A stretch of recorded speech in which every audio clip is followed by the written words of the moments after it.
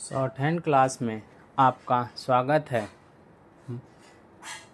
प्रतिलेखन संख्या 6।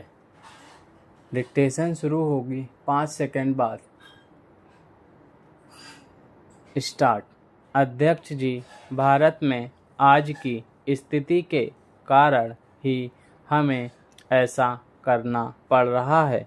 यदि हम ऐसा ना करें तो कमज़ोर हो जाएंगे, हम कायर हो जाएंगे और अपने राष्ट्र के साथ विश्वासघात करेंगे।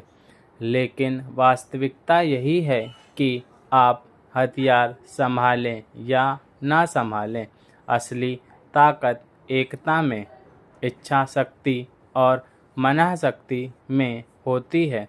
हथियार लेकर लड़ने के लिए भी राष्ट्र के कार्य, हिम्मत और एकता का सहारा आवश्यक है।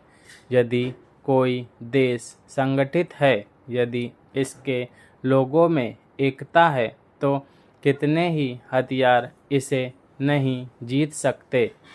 इसलिए जब हम अपनी सेना और वायुसेना को मजबूत बनाने की तैयारी कर रहे हैं, हम सबको याद रखना चाहिए कि वास्तविक ताकत देश की एकता और हमारे परिश्रम से ही आएगी। मेरा विचार है कि हमारे लोगों में वह बुनियादी एकता है।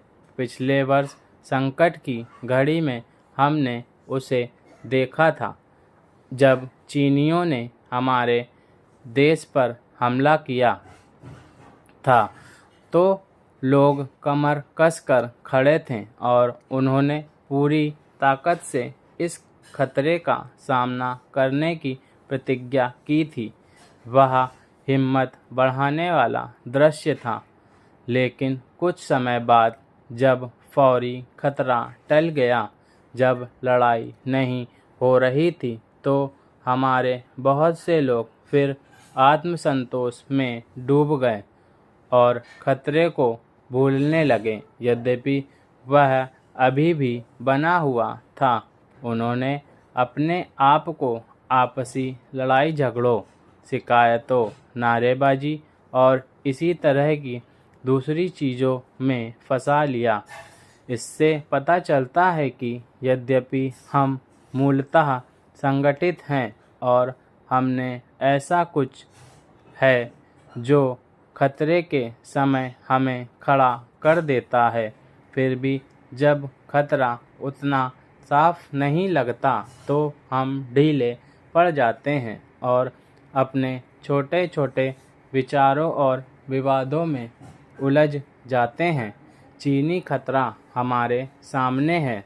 यह खतरा आने से भी पहले हमारे सामने गरीबी का वास्तविक खतरा था और अब भी है।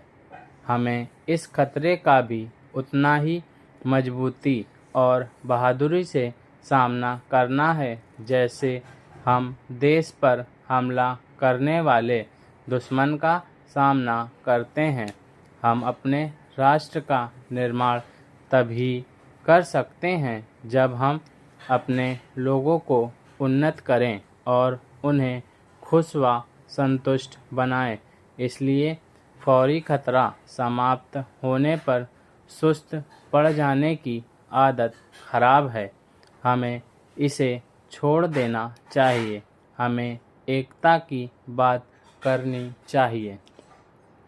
यह डिक्टेशन 100 वर्ड पर मिनट की गति से बोली गई है।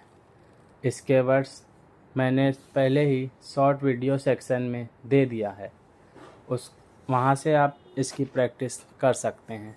धन्यवाद।